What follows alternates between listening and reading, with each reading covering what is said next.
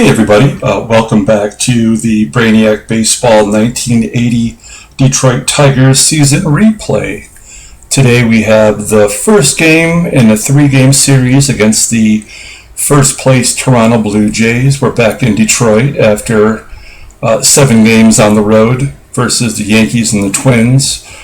We're on a 2-game losing streak. We really just could not generate any offense in the Twins series. So I'm really hoping that we can get things going here against the Blue Jays. Today's matchup is Jackson Todd pitching for the Blue Jays. He's actually filling in for a other starter on the Blue Jays who's been injured. So this will be his second start of the year. He's 1-0, and then we have our number 2 starter, Milt Wilcox, who's off to a good start with a 2-0 record. I just wanted to point out one thing in transactions before we get going. It looks like Dennis Eckersley signed a 4-year contract with Boston for $810,000. Whenever I see his name now, I'm always going to remember that from the Cleveland Indians series that Rick Manning stole Dennis Eckersley's wife. Inconceivable! So now when I saw the contract, I wanted to point that out and mention it again. It's actually embedded in my brain. I will never forget that. All right, so let's get started. What's wrong with you? Chip, I'm all jacked up on Mountain Dew.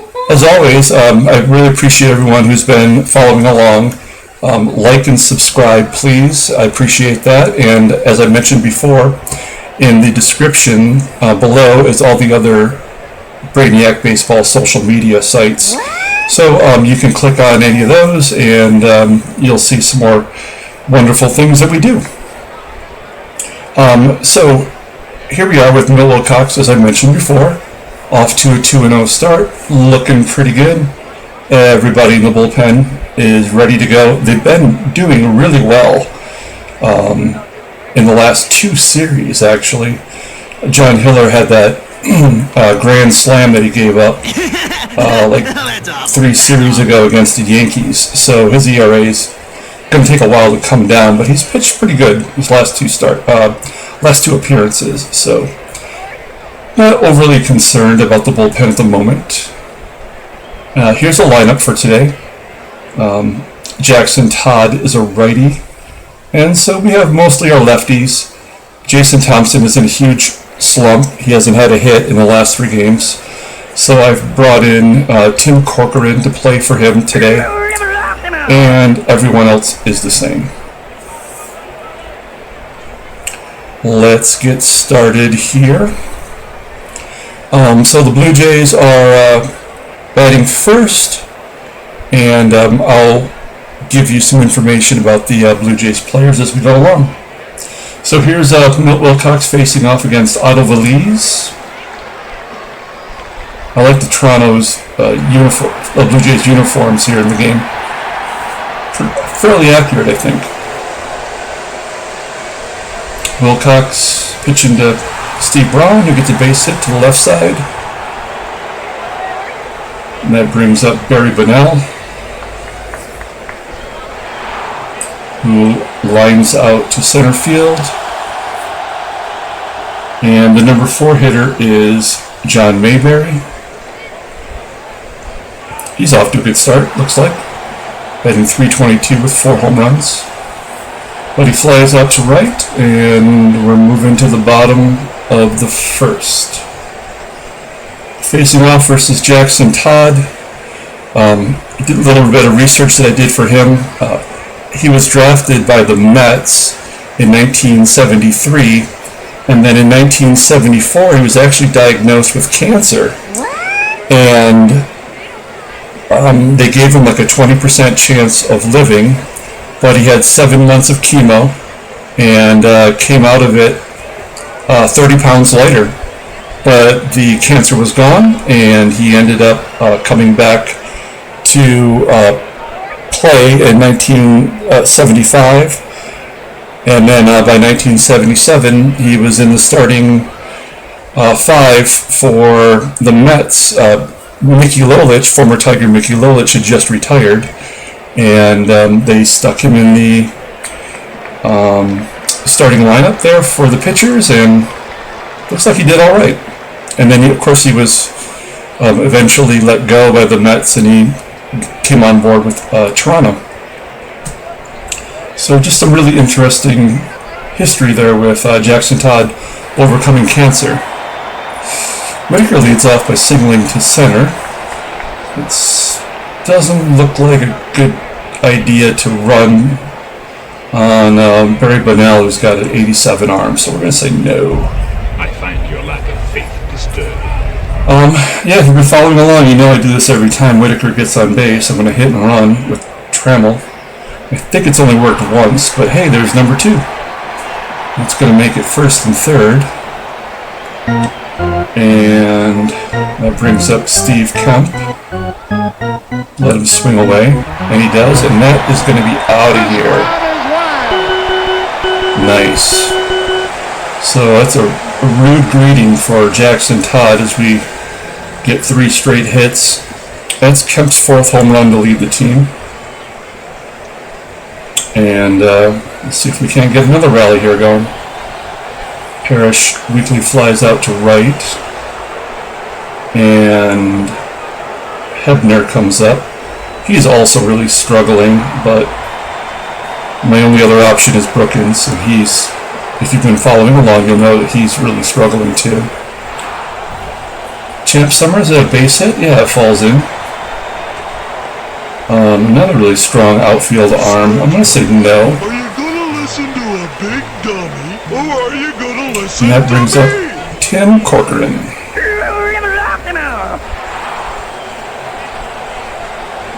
He flies out to center, and we take a 3-run lead heading into the second inning. Roy Howell's up to the plate, and Wilcox walks him. And this brings up probably my least favorite player of all time, Ernie Whitt. He's from Detroit, so I guess I'll have to respect him a little bit, but as he strikes out there. But in real life, Ernie Whitt crushed Detroit pitching. I always remember him having big games against Detroit, so just for that reason alone, I will always hate him. But he's in the Canadian Hall of Fame, which I guess, you know, that's something. It's an accomplishment. So we polish off the Jays there in the second, and now we are in the bottom of the second with Stegman coming up. Stegman shoots it to right for a base hit. It's ever so close to the Mendoza line. Peters, great contact. I'm going to hit and run with him too. Let's see what we can get going here. Oh, it shoots it through the left side. Stegman couldn't take the extra base, but we are first and second with no outs. Whitaker flies out to left. Do I want to? Yeah, Braun, his arm is below average, 90%, 82 speed. Let's do it. Stegman's safe. So now we're looking at first and third.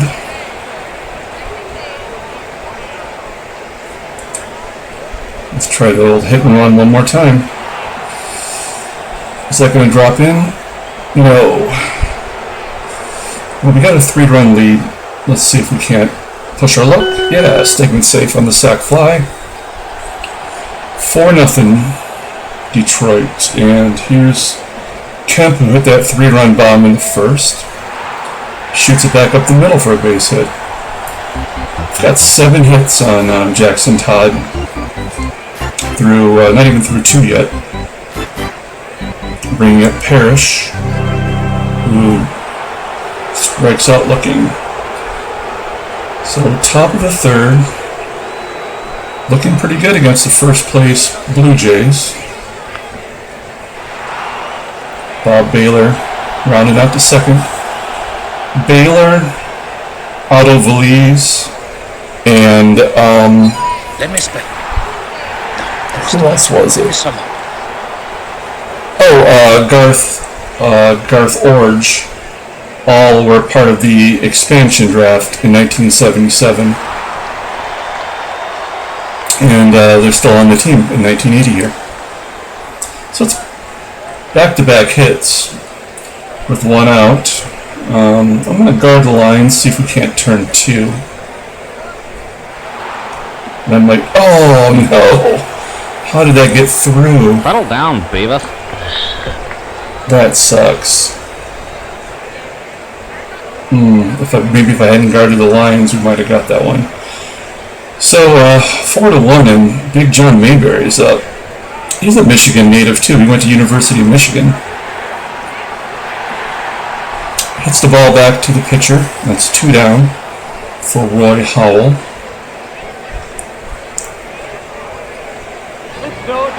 Oh, he fights it off, shoots it to left for a base hit. That'll get the second run in. Milk was a bad choice. Bring it up, the arch nemesis, Ernie Whitt. Alright, let's see here. Oh, he shoots it into the gap. Oh, man, they get all 4 runs back. I hate you. Why does this keep happening to me? Steve Davis, this guy, in real life, only had a couple at-bats for the Cubs. I'm not sure how he got to Toronto. Flies out to center. But he was part of the 1974 Amateur World Series team. So now it's a whole new ballgame. We're at 4-4 score. And we gotta start fresh again here. Oh, is that an infield hit? Nope. Champ Summers to the plate. Okay, now we can't even buy a hit. Tim Corcoran flies out. Jackson Todd, one of the things that was always weird about him, for me, is whenever I would get it, my last name is Jackson, and so when I was a little kid, and I would get a Jackson Todd baseball card, I always thought they made an error by putting his last name first. And so I always assumed his real name was Todd Jackson. And I called him Todd Jackson for pretty much all my childhood until I realized that it wasn't an error, that his name was first name was actually Jackson. There's 1 down. Back to the top of the lineup. Otto Valise. Flying out to center. And that brings up Steve Braun, who's 2 for 2 already against Milt Wilcox. And Wilcox gets him to pop up on the infield. And we're moving on to the 4th. Alright, Dave Stegman leading off. Base hit up the middle. There we go. Stegman, is he 200 yet? Oh, we've got to focus on this here. No. Nope.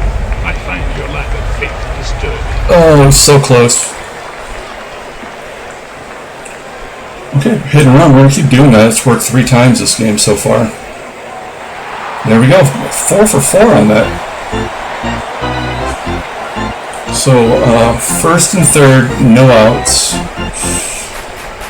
I'm going to let Lou swing away. There's a fly ball to the left. That should get Stegman in. And we take the lead. Okay, so we're going to have Peter steal second. Ernie Whitt, strong arm? Yeah, he's got a good arm.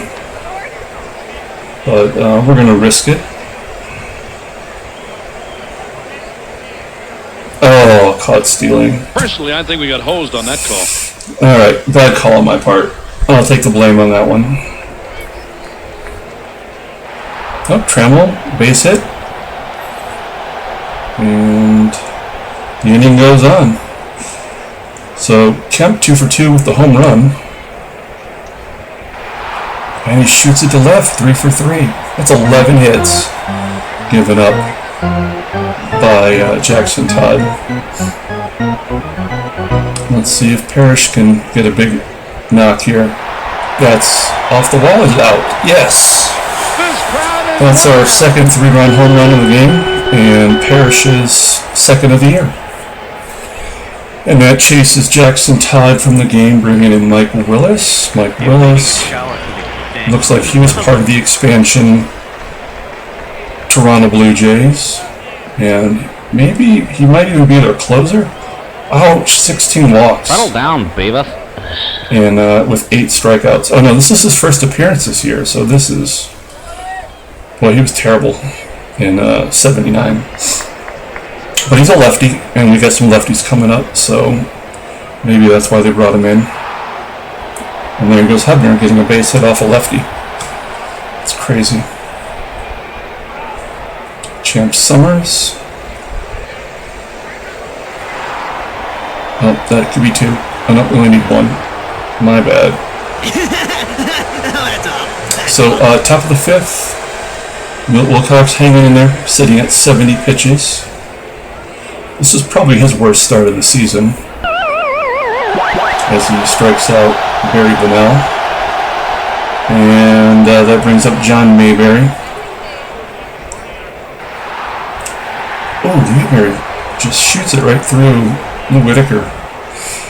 That's unfortunate. Okay, so Roy Howell is up. And he gets a base hit to right. First and second, and this guy. Where are you? He had a double into the gap last time up. There we go. Is that 2? Too slow? Yeah, there we go.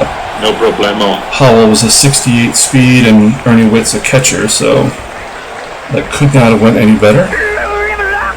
Okay, Tim Corcoran leading off the bottom of the 5th. Shoots it to the third baseman for the first out. And it brings up Dave Stegman. He takes a walk. Just a bit outside. So, runner at first with 1 out for Peters. And he shoots it to the left for a base hit. Nice. We're getting our offense going here. Hopefully we don't blow it all in one game. That's what she said. We're going to let Lou swing away since that seems to be working. But he takes a walk. Now we got bases loaded for Trammell. I think I got it. But just in case, tell me the whole thing again. I wasn't listening. Let's see what happens. They're going to fall in for a base hit? No, but Stegman will tag up and we'll get our 9th run. And yeah, we'll send Peters to third. And there's a chance for Kemp to pad his RBI totals, but he grounds out to third. So Wilcox is sitting at 83 pitches. I'd like to get him through one more inning here. We're facing all righties, but Mr. No Face gets a base hit. Oh, man! So it won't be a 1-2-3. And it's going to be a blooper for a base hit. Man. So we have first and third with no outs. Sweet mother of God! What is the holdup? Alright, I don't know. I guess we'll just let him swing away. Maybe we can get 2 here. No, it's going to be a line drive out to right. Runner scores. So we'll sacrifice that 1 run. Bringing up Otto Valise. He's got one of my favorite all-time nicknames. It's Otto the Swatto. But he didn't even touch the ball that time. He struck out, giving us 2 outs. And Steve Braun is at the plate.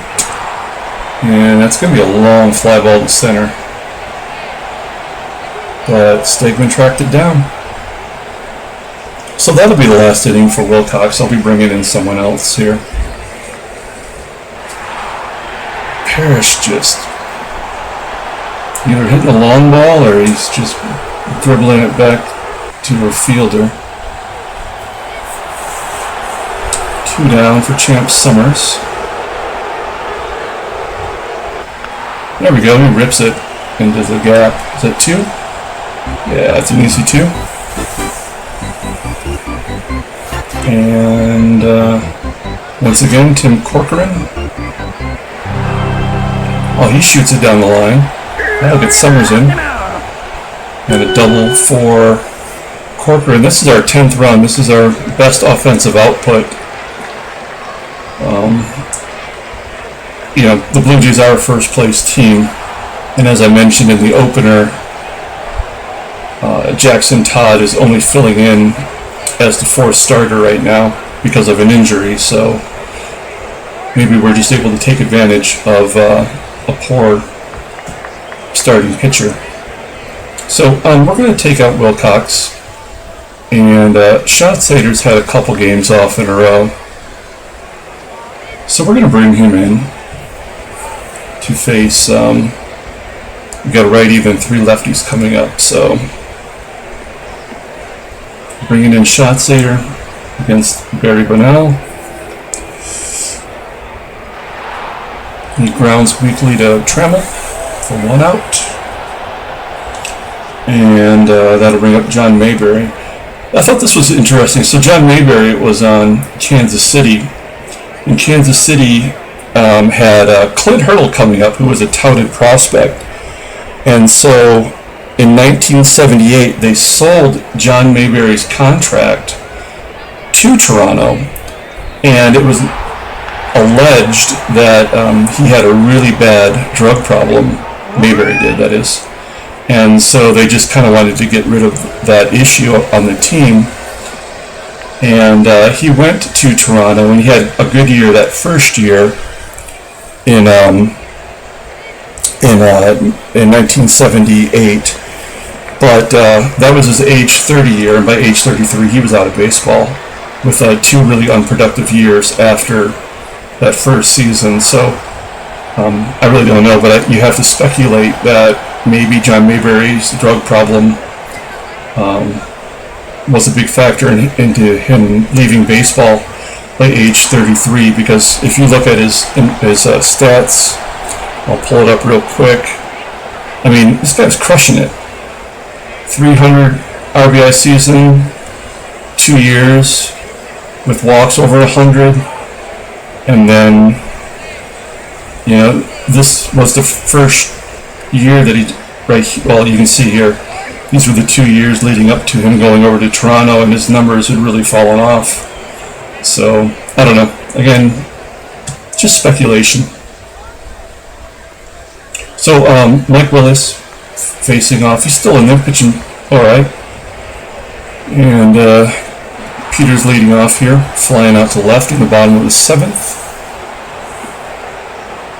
We have a 5-run lead, and it feels pretty good as Whitaker gets the 17th hit of the game. It feels pretty good, but you know, we've had some really bad late inning rallies against us, so I'll take as many runs as I can get going into the 9th.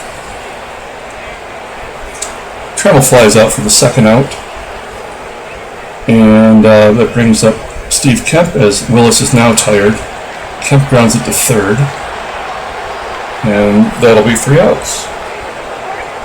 So we got some righties coming up, so we're going to take out Schatzy, and we're going to bring in Dave Tobik, only because he's pitched the least amount of innings so far, so let's get him some action. I might even have him finish off the game. So Tobik versus the anonymous Steve Davis.